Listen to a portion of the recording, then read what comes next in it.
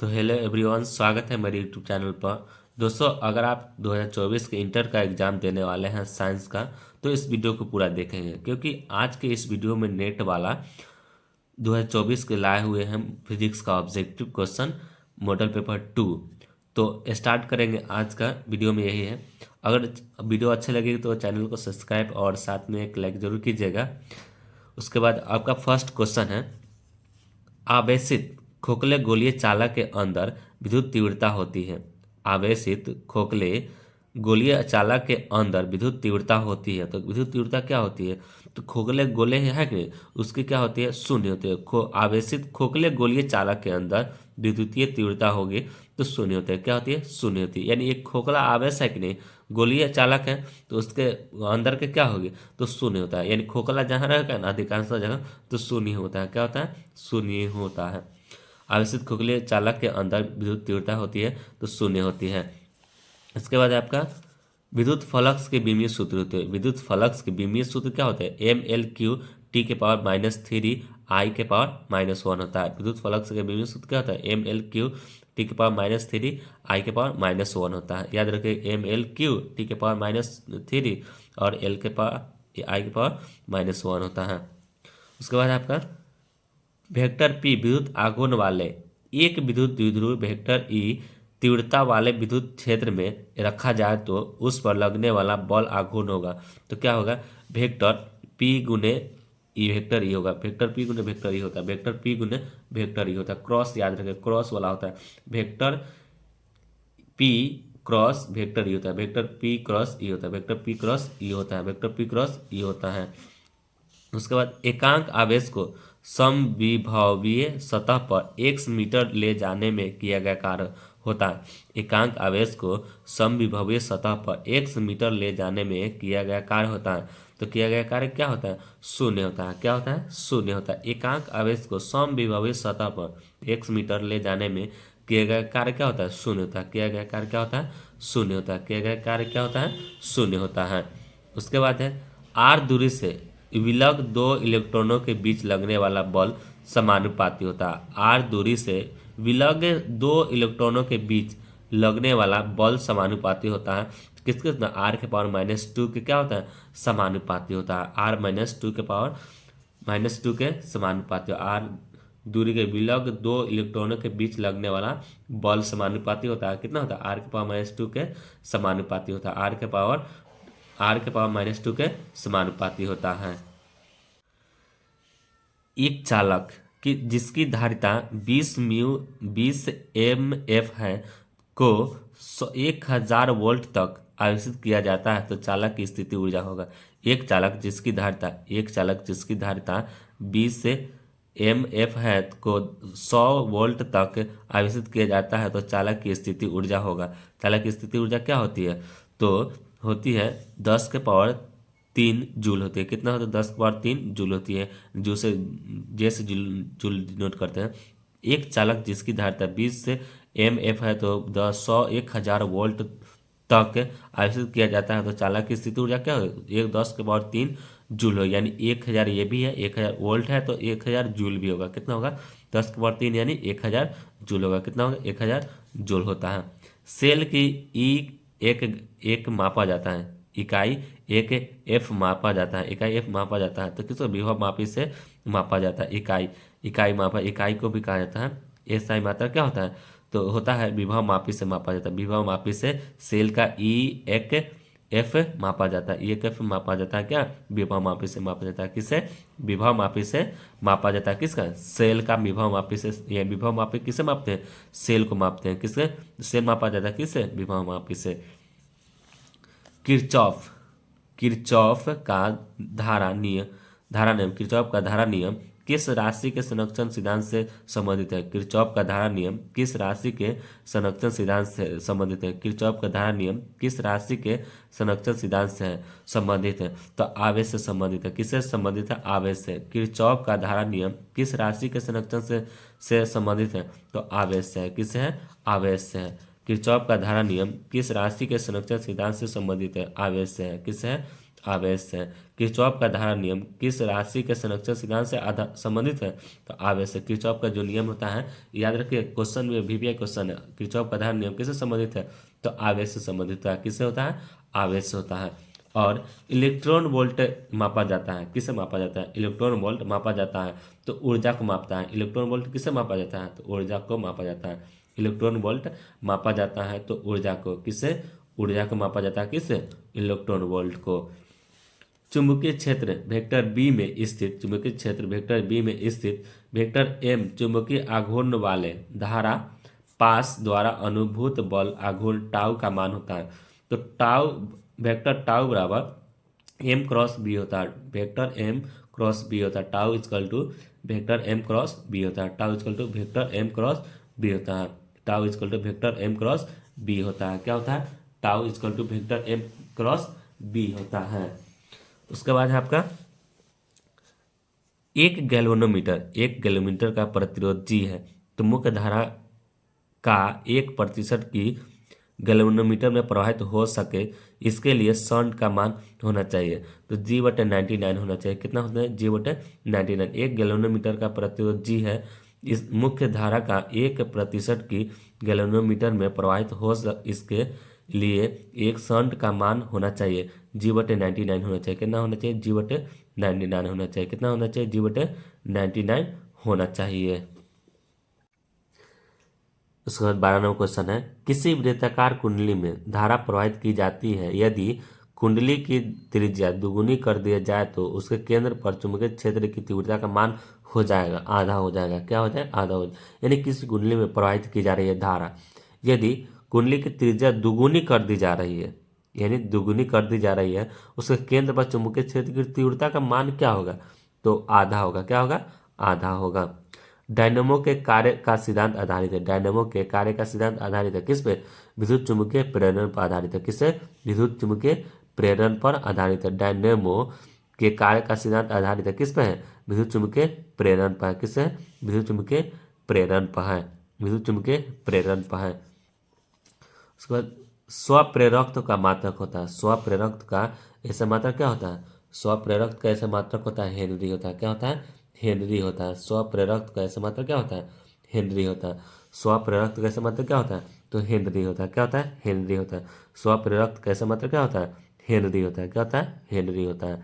उसके बाद है किसी ऊंचाई ट्रांसफार्मर के प्राइमरी, किसी ऊंचाई ट्रांसफार्मर के प्राइमरी और सेकेंडरी में क्रमशः N1 और N2 लपेटे हैं, तब तो क्या होगा? N2 is greater than N1 होगा। N2 is greater than N1 होगा। क्या होगा? इज ग्रेटर देन N1 होगा। N2 is greater than N1 होगा। क्या होगा? N2 is greater than N1 होगा।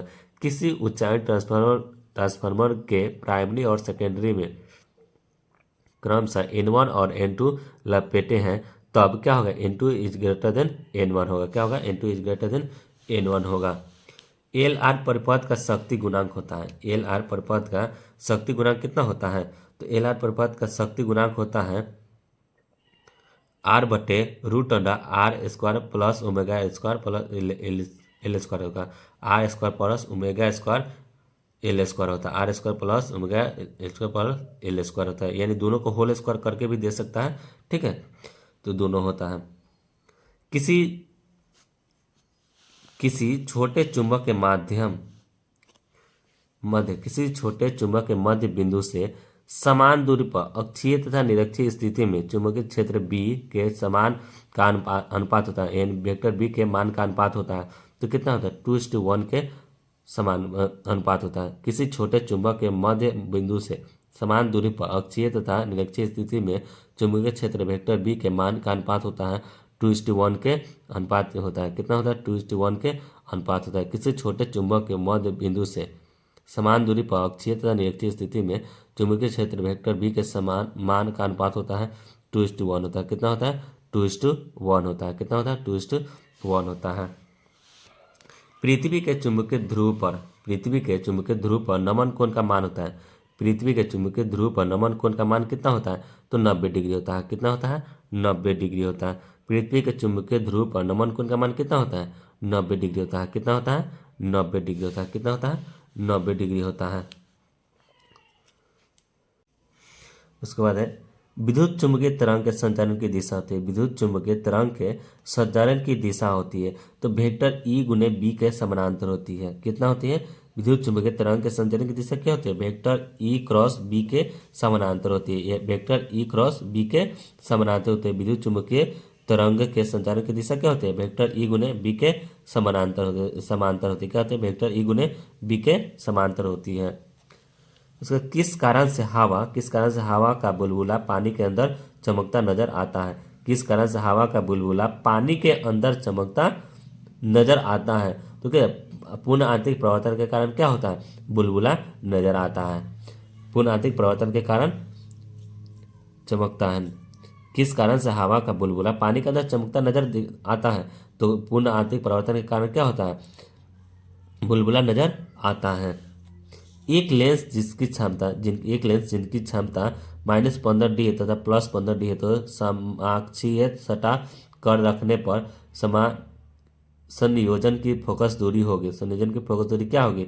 तो इसमें क्या हो जाएगा? संयोजन की फोकस दूरी तो -10 से में होगा। कितना होगा? -10। ये दो लेंस है जिनकी क्षमता क्या है? एक है -15 डी है और +15 डी है। तो समाक्षीय सटा कर रखने पर, दोनों को सटा कर रखने पर संयोजन की फोकस दूरी होगी -10 से में होगी। क्या होगी? -10 शून्य यानी कम होगी। क्या होगी? -10 में होगी। खगोलीय दूरदर्शक में अंकित प्रतिबिंब बनता है। खगोलीय दूरदर्शक में अंकित प्रतिबिंब बनता है तो कैसा बनता है? तो काल्पनिक और सीधा बनता है। क्या बनता है? काल्पनिक और सीधा बनता है। कैसा बनता है? काल्पनिक और सीधा बनता है। किसमें? खगोलीय दूरदर्शक में अंकित प्रतिबिंब बनता है तो काल्पनिक और सीधा बनता है। कैसा बनता है? काल्पनिक और सीधा बनता है। खगोलीय दूरदर्शक में अंकित प्रतिबिंब बनता है तो काल्पनिक और सीधा बनता है। कैसा बनता है? काल्पनिक और सीधा बनता है। एक लेंस का व्यवहार किया जाता है। एक लेंस का यानी बेलनाकार लेंस का व्यवहार किया जाता है आंख के उस दोष को दूर करने के लिए जिससे कहा जाता है। बेलनाकार लेंस का व्यवहार किया जाता है आंख के उस दोष को दूर करने के लिए जिसे कहा जाता है। तो क्या कहा जाता है? तो कहा जाता है इसमें आस्टिग्मेटिज्म कहा जाता है। क्या कहता है? आस्टिग्मेटिज्म कहलाता है। आस्टिग्मेटिज्म कहलाता है। आस्टिग्मेटिज्म कहलाता है। बेलनाकार लेंस का व्यवहार किया जाता है आंख के उस दोष को दूर करने के लिए जिसे कहा जाता है तो आस्टिग्मेटिज्म कहा जाता है। आस्टिग्मेटिज्म कहा जाता है। क्या कहता है? आस्टिग्मेटिज्म कहा जाता है। इसका प्रकाश के रेले प्रकीर्ण में प्रकीर्णित प्रकाश का परिमाण तरंगदैर्घ्य लैम्ब्डा के किस रूप में समानुपाती होता है? तो 1 लैम्ब्डा के समानुपाती होता है। तो 1 लैम्ब्डा के पावर 4 के समानुपाती होता है। प्रकाश के रेले प्रकीर्ण में प्रकीर्णित प्रकाश का परिणाम तरंगदैर्घ्य लैम्ब्डा के किस रूप में समानुपाती होता है? तो 1 लैम्ब्डा के पावर 4 के क्या होता है? समानुपाती होती है। क्या होता है? 1 लैम्ब्डा के 4 के समानुपाती होती है। एक पतले फिल्म के रंगीन दिखने का कारण होता है। एक पतले फिल्म के रंगीन दिखने का कारण क्या होता है? तो व्यतिकरण होता है। क्या होता है? व्यतिकरण। एक पतले फिल्म के रंगीन दिखने का कारण क्या होता है? व्यतिकरण होता है। क्या होता है? व्यतिकरण होता है। एक पतले फिल्म के रंगीन दिखने का कारण क्या होता है? व्यतिकरण होता है। क्या होता है? व्यतिकरण। एक पतले फिल्म के रंगीन दिखने का कारण क्या होता है? तो व्यतिकरण होता है। क्या होता है? व्यतिकरण होता है। ब्रूस्टर का नियम होता है। ब्रूस्टर का नियम होता है तो μ = 10 IP होता है। क्या होता है? μ = 10 IP होता है। ब्रूस्टर का नियम क्या होता है? μ = 10 IP होता है। ब्रूस्टर का नियम क्या होता है? μ = 10 IP होता है। एक ब्रूस्टर का नियम क्या होता है? μ = 10 IP होता है। उसके बाद लैम्ब्डा तरंगदैर्घ्य वाले फोटोन की ऊर्जा होती है। लैम्ब्डा तरंगदैर्घ्य वाले फोटोन की ऊर्जा क्या होती है? तो होती है hc/लैम्ब्डा होती है। क्या होती है? hc/लैम्ब्डा होती है। hc/लैम्ब्डा होती है। लैम्ब्डा तरंगदैर्घ्य वाले फोटोन की ऊर्जा क्या होती है? hc/लैम्ब्डा होती है। क्या होती है? hc/लैम्ब्डा होती है।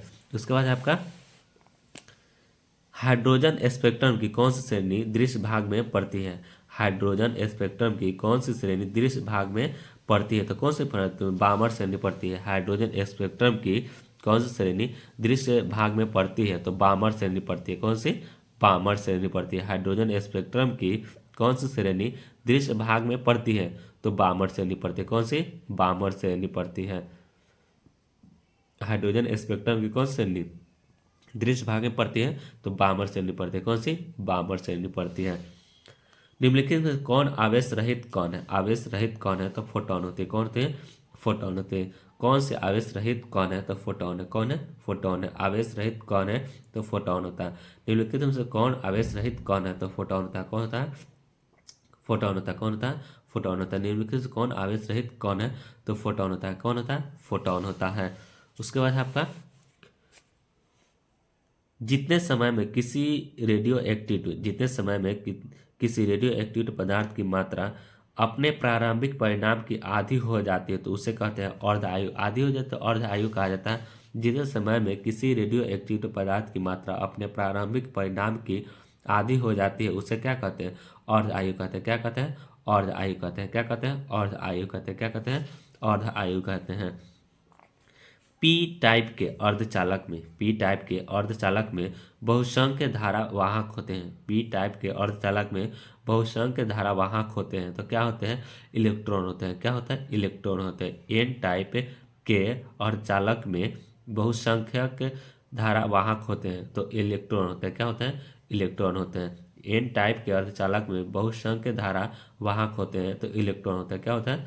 इलेक्ट्रॉन होते हैं। एन टाइप के अर्धचालक में बहुसंख्य धारा वाहक होते हैं। क्या होते हैं? इलेक्ट्रॉन होते हैं। क्या होता है? इलेक्ट्रॉन होते हैं। उसके बाद है आपका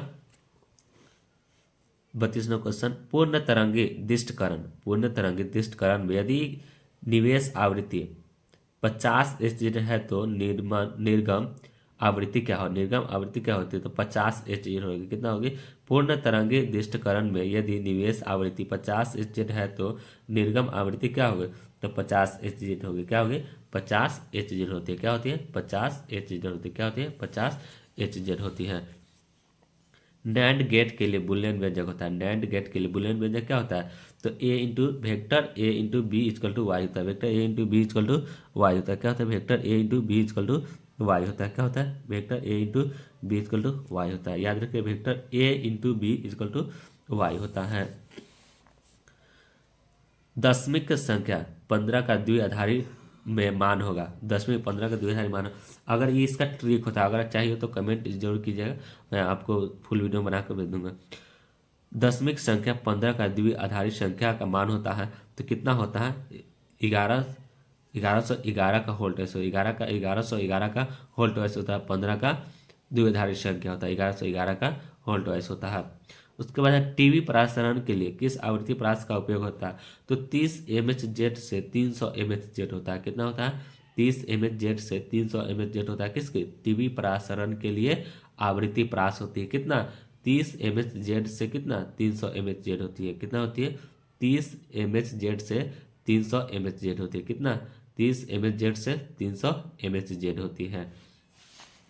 उसके बाद है आपका चुंबकीय क्षेत्र बी में अवस्थित वेक्टर एम चुंबकीय आघूर्ण वाले धारा पास द्वारा अनुभूत बल आघूर्ण टाउ का मान होता है। आघूर्ण टाउ का मान होता है तो tau equal to cross vector M गुने बी होता है। वेक्टर एम गुने बी होता है। वेक्टर एम गुने बी होता है। एम बी याद रखिए, M B tau equal to vector M गुने वेक्टर बी होता है। वेक्टर एम गुने वेक्टर बी होता है। टाउ इजकल टू, ठीक है। उसके बाद अनुचुंबकीय पदार्थ की प्रवृत्ति। अनुचुंबकीय पदार्थ की प्रवृत्ति क्या होती है? तो होती है स्थिर होती है। अनुचुंबकीय पदार्थ की प्रवृत्ति क्या होती है? स्थिर होती है। अनुचुंबकीय पदार्थ की प्रवृत्ति क्या होती है? स्थिर होती है। क्या होती है? स्थिर होती है। अनुचुंबकीय पदार्थ की प्रवृत्ति क्या होती है? स्थिर होती है। क्या होती है? स्थिर होती है। अनुचुंबकीय पदार्थ की प्रवृत्ति क्या होती है? तो स्थिर होती है। क्या होती है? स्थिर होती है। अनुचुंबकीय पदार्थ की प्रवृत्ति क्या होती है? स्थिर होती है। आवेश के पृष्ठ घनत्व का मात्रक होता है। आवेश के पृष्ठ घनत्व का मात्रक क्या होता है? कूलम पर मीटर स्क्वायर होता है। क्या होता है? कूलम पर मीटर स्क्वायर होता है। आवेश के एन अपवर्तनांक तथा ए प्रिज्म कोण वाले पतले प्रिज्म का न्यूनतम विचलन कोण का मान कितना होता है? तो n-1 इंटू ए होता है। क्या होता है? n-1 इंटू ए होता है। कितना? एन अपवर्तनांक तथा ए प्रिज्म कोण वाले पतले प्रिज्म का न्यूनतम विचलन कोण क्या होता है? n-1 इंटू ए होता है। क्या होता है? n-1 इंटू ए होता है। क्या होता है? n-1 इंटू ए होता है। इसके बाद 40 नंबर क्वेश्चन है, जितने समय में किसी रेडियो एक्टिव पदार्थ की राशि अपने प्रारंभिक परिणाम से आधी हो जाती है उसे कहते हैं। जितने समय में किसी रेडियो एक्टिव पदार्थ की राशि अपने प्रारंभिक परिणाम से आधी हो जाती है उसे क्या कहते हैं? तो अर्ध आयु कहते हैं। उसे क्या कहते हैं? अर्ध आयु कहते हैं। यानी जितना समय रेडियो एक्टिव पदार्थ की राशि होती है अपने प्रारंभिक परिणाम से आधी हो जाती है उसे क्या कहते हैं? अर्ध आयु कहते हैं। क्या कहते हैं? अर्ध आयु कहते हैं। क्या कहते हैं? अर्ध आयु कहते हैं। किसका अपवर्तनांक सबसे अधिक होता है? तो हीरा का अपवर्तनांक सबसे अधिक होता है। किसका? हीरा का अपवर्तनांक क्या होता है? सबसे अधिक होता है। इनमें किसका अपवर्तनांक सबसे अधिक होता है? तो हीरा का सबसे अधिक होता है। किसका होता है? हीरा का सबसे अधिक होता है। +10 म्यू कूलम एवं -10 म्यू कूलम के दो बिंदु आवेश वायु में परस्पर 40 सेमी की दूरी पर रखे हैं तो निकाय की विद्युत स्थिति ऊर्जा होती है। तो क्या होती है? -2.25 जूल होती है। कितना हो? -2.25 जूल होती है। कितना होता है? -2.25 जूल होती है। उसके बाद व्यतिकरण फ्रिंज की चौड़ाई होती है। व्यतिकरण फ्रिंज की चौड़ाई क्या होती है? तो बीटा इजकल टू बड़ी डी लेमडा बटे छोटी डी होती है। छोटी डी नीचे होती है। बीटा इजकल टू बड़ी डी लेमडा बटे छोटी डी होती है। बड़ी डी लेमडा बटे छोटी डी होती है। व्यतिकरण फ्रिंज की चौड़ाई क्या होती है? बीटा इजकल टू बड़ी डी लेमडा बटे छोटी डी होती है। उसके बाद न्यूनतम अस्थायी नाभिक है। न्यूनतम अस्थायी नाभिक होती है तो कितना होता है? 56 Fe बटे Fe 26 होती है। 56 Fe 26 होती है। यानी लोहा जिसको बोला था Fe, ये 56 Fe 26 होती है। 56 Fe 26 होती है। न्यूनतम अस्थायी नाभिक के लिए कितना होता है? 56 Fe 26 होती है। 56 Fe 26 होती है। संयुक्त सूक्ष्मदर्शी की नली की लंबाई बढ़ाने पर इसकी आवर्धन क्षमता होती है। संयुक्त सूक्ष्मदर्शी की नली की लंबाई बढ़ाने पर इसकी आवर्धन क्षमता क्या होती है? तो होती है इसकी आवर्धन क्षमता घटती है। संयुक्त सूक्ष्मदर्शी नली की जब लंबाई बढ़ाने पर इसकी आवर्धन क्षमता क्या होगी? घट जाएगी। यानी किसी चीज को जब बढ़ाएंगे जितनी क्षमता रहेगी उससे बढ़ाएंगे तो क्या होगा? उसकी आवर्धन क्षमता घटती है। क्या होगी? घटती है। संयुक्त सूक्ष्मदर्शी की नली की लंबाई बढ़ाने पर इसकी आवर्धन क्षमता क्या होती है? घटती है। क्या होती है? घटती है। विद्युत चुम्बकीय तरंगों की प्रवृत्ति होती है। विद्युत चुम्बकीय तरंगों की प्रवृत्ति होती है। क्या होती है? अनुप्रस्थ होती है। क्या होती है? अनुप्रस्थ होती है। विद्युत चुम्बकीय तरंगों की प्रवृत्ति होती है अनुप्रस्थ होती है। क्या होती है? अनुप्रस्थ होती है। विद्युत चुम्बकीय तरंगों की प्रवृत्ति होती है। कैसी होती है? अनुप्रस्थ होती है। कैसी होती है? अनुप्रस्थ होती है। विद्युत चुम्बकीय तरंगों की प्रवृत्ति होती है अनुप्रस्थ होती है। कैसी होती है? अनुप्रस्थ। विद्युत चुम्बकीय तरंगों की प्रवृत्ति कैसी होती है? अनुप्रस्थ होती है। कैसी होती है?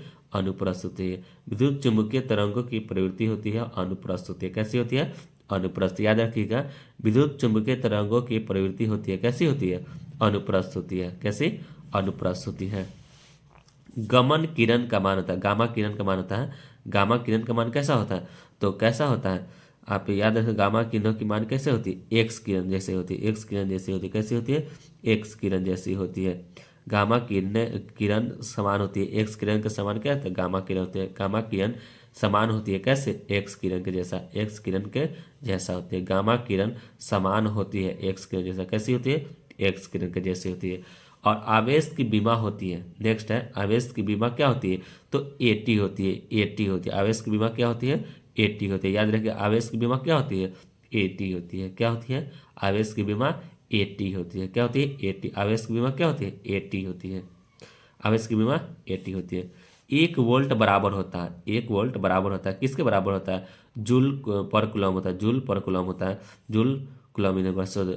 1 वोल्ट बराबर होता है जूल पर कूलम होता है। कितना? जूल पर कूलम होता है।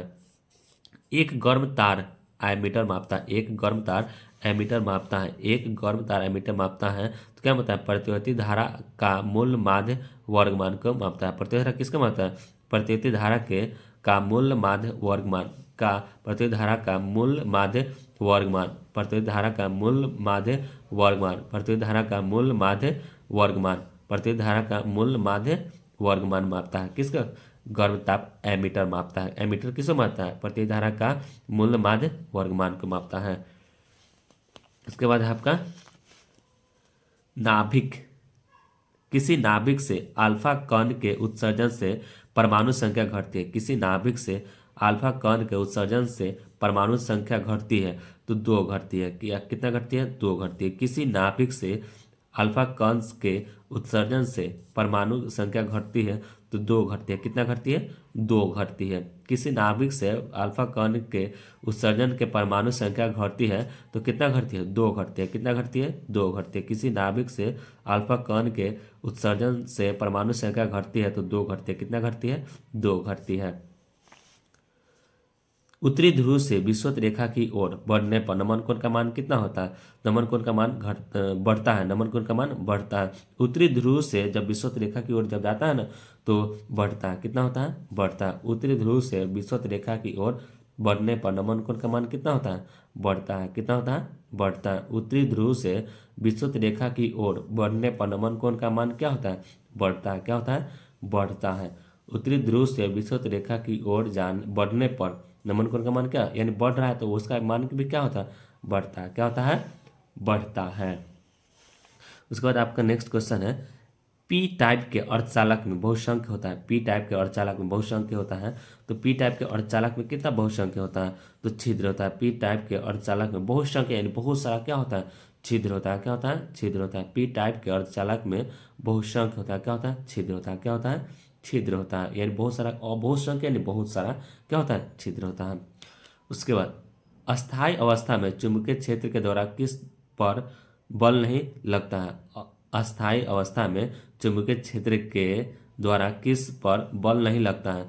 तो बल नहीं लगता है। किस पे नहीं लगता है? विद्युत द्विध्रुव पर बल नहीं लगता है। किस पे? विद्युत द्विध्रुव पर बल नहीं लगता है। तो कहता है अस्थायी अवस्था में चुंबकीय क्षेत्र द्वारा किस पर बल नहीं लगता है? तो किस पर नहीं लगता है? विद्युतीय द्विध्रुव पर नहीं लगता है। विद्युतीय द्विध्रुव पर बल नहीं लगता है। इलेक्ट्रॉन और प्रोटॉन समान वेग से चुंबकीय क्षेत्र में प्रवेश करते हैं तो इनमें से कौन अधिक बल अनुभव करता है? यानी इलेक्ट्रॉन और प्रोटॉन एक समान चुंबकीय क्षेत्र में प्रवेश करते हैं तो अधिक बल कौन अनुभव करता है? तो इलेक्ट्रॉन और प्रोटॉन दोनों क्या समान बल अनुभव करते हैं। किसने? दोनों क्या करते हैं? समान बल अनुभव करते हैं। इलेक्ट्रॉन और प्रोटॉन दोनों क्या करता है? दोनों पर समान बल अनुभव करते हैं। उसके बाद है आपका चुंबकीय क्षेत्र में धारावाही चालक के द्वारा अनुभव किया गया बल अधिकतम है। धारा और चुंबकीय क्षेत्र के बीच का कोण कितना होता है? π/2 होता है। कितना होता है? π/2 होता है। चुंबकीय क्षेत्र में धारावाही चालक के द्वारा अनुभव किया गया बल अधिकतम और धारा के चुंबकीय क्षेत्र के बीच का कोण कितना होता है? π/2 होता है। उसके बाद है आपका साइक्लोट्रॉन का उपयोग किस पर उच्च ऊर्जा प्राप्त उत्पन्न करने के लिए किया जाता है? साइक्लोट्रॉन का उपयोग किस पर उच्च ऊर्जा प्राप्त करने के लिए किया जाता है? तो किस पे किया जाता है? तो किया जाता है अल्फा कण पे किया जाता है। किस पे किया जाता है? अल्फा कण पे किया जाता है। साइक्लोट्रॉन का उपयोग किस पर उच्च ऊर्जा उत्पन्न करने के लिए किया जाता है? जा सकता है तो अल्फा कण पे किया जा सकता है। किस पे? अल्फा कण पे किया जा सकता है। निम्नलिखित में किसकी विद्युतशीलता ऋणात्मक और बहुत अधिक होती है? निम्नलिखित में किसकी विद्युतशीलता ऋणात्मक और विद्युत अधिक अधिक हो सकती है, अधिक होती है? किसकी होती है? तो होती है इनमें कोई किसी का नहीं होता है। विद्युतशीलता ऋणात्मक और विद्युत अधिक होता है, बहुत अधिक होता है, यानी किसी का होता ही नहीं है, किसी का नहीं होता है उसमें। उसके बाद है आपका कौन लौह चुंबकीय पदार्थ नहीं? कौन लौह चुंबकीय पदार्थ नहीं है? तो गैस नहीं है। क्या? ठोस हैलाइन, ठोस द्रव, और इसमें क्या है? गैस नहीं है। कौन लौह चुंबकीय पदार्थ नहीं है? तो गैस नहीं है। कौन लौह चुंबकीय पदार्थ नहीं है? लौह चुंबकीय पदार्थ नहीं है तो क्या है? गैस नहीं है। कौन लौह चुंबकीय पदार्थ नहीं है? तो क्या है? गैस है। कौन नहीं है? गैस नहीं है। उसके बाद है किसमें भौर धारा का उपयोग नहीं होता है? किसमें भौर धारा का उपयोग नहीं होता है? ट्रांसफार्मर में नहीं होता। किसमें भौर धारा का उपयोग नहीं होता है? तो किसमें होता है? ट्रांसफार्मर में नहीं होता है। किसमें होता है? ट्रांसफार्मर में नहीं होता है। किसमें भौर धारा का उपयोग नहीं होता है? ट्रांसफार्मर में नहीं होता है। याद रखिएगा कि भौर धारा का उपयोग नहीं होता है। किसमें नहीं होता है? तो भौर धारा में नहीं होता है। किसमें? भौर धारा में नहीं होता है। उसके बाद कुंडली का प्रेरित विद्युत वाहक बल, कुंडली का प्रेरित विद्युत वाहक बल निर्भर नहीं करता है। कुंडली का प्रेरित विद्युत वाहक बल निर्भर नहीं करता है। तो किसका निर्भर नहीं करता है? तो कुंडली का प्रतिरोध का निर्भर नहीं करता है। कुंडली का प्रेरित विद्युत वाहक बल निर्भर नहीं करता है, तो कुंडली का प्रतिरोध का निर्भर नहीं करता है। कुंडली का प्रेरित विद्युत वाहक बल निर्भर नहीं करता है, तो कुंडली का प्रतिरोध का क्या करता है, निर्भर नहीं करता है। किसको, कुंडली का प्रतिरोध का निर्भर नहीं करता है। दो कुंडली जिसका स्वप्रेरण गुणांक L है, उससे समांतर क्रम में जोड़ा जाता है। यदि दोनों बहुत दूरी से पृथक होते हैं तो संयोजन का स्वप्रेरण होगा, कितना होगा, L होगा। दो कुंडली है जिसकी स्वप्रेरण गुणांक कितना है, L है, तो समांतर क्रम में जोड़ा जाता है तो बहुत दूरी से पृथक होते जा रहा है, तो संयोजन का स्वप्रेरण कितना होगा, L ही होगा। कितना होगा, L होगा। कितना होगा, L होगा। ट्रांसफार्मर का निर्गत विभव निर्भर नहीं करता है। ट्रांसफार्मर का निर्गत विभव निर्भर नहीं करता है, तो किस पे निर्भर नहीं करता है, प्रतिवर्ती आवृत्ति पर निर्भर नहीं करता है। ट्रांसफार्मर का निर्गत विभव निर्भर नहीं करता है, प्रतिवर्ती आवृत्ति पर निर्भर नहीं करता है। ट्रांसफार्मर का निर्गत विभव निर्भर नहीं करता है, तो किस पे, प्रतिवर्ती आवृत्ति पर निर्भर नहीं करता है। किस पे, प्रतिवर्ती आवृत्ति पर निर्भर नहीं करता है।